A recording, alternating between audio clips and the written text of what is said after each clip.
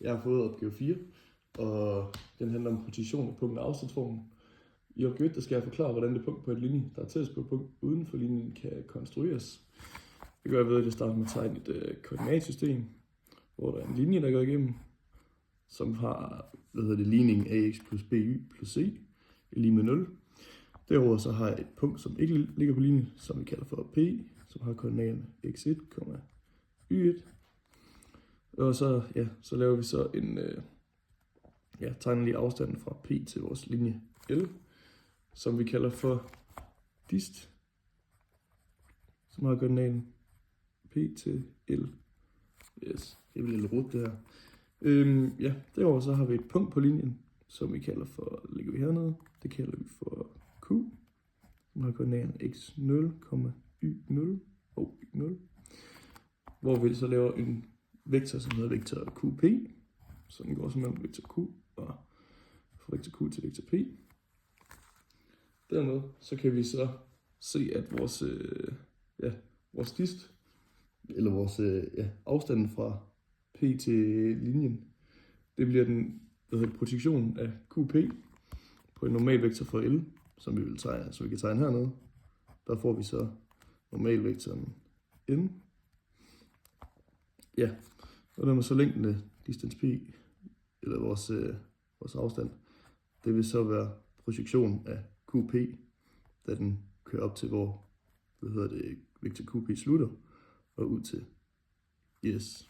Okay, nu vil jeg så lave opgave 2, hvor jeg skal bevise sætning 9,12,1. Og det gør jeg ved, at linje L, den har en normal vektor. Ligger sådan her. En normal vektor n lige a over b.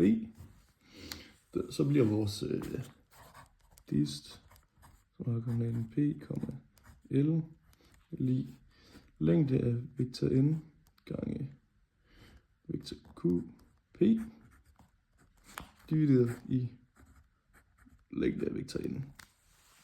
Godt. Når vi så udskriver det, så bliver det så a i parentes x1 minus x0 plus b parentes y1 minus y0, selvfølgelig længde på det, divideret i vektor n, som så bliver kvadrat af i anden plus b i anden. Ja, længden af det.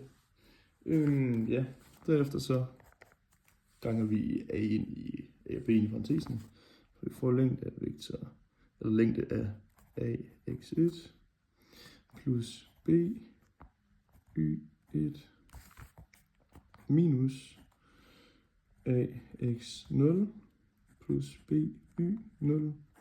Godt. Da vi ved fra sætning 9.11.1, at minus ax0 minus b y0, det giver c, så vælger vi at erstatte det her med c. Og vi skal også lige have sat det over længde af a i anden plus b i anden. Men som sagt, så ved vi, at minus ax0 plus b y0, det giver c. Så derfor så vælger vi at erstatte det med c, så det kommer til at hedde ax1 plus by1 minus i parentes minus c.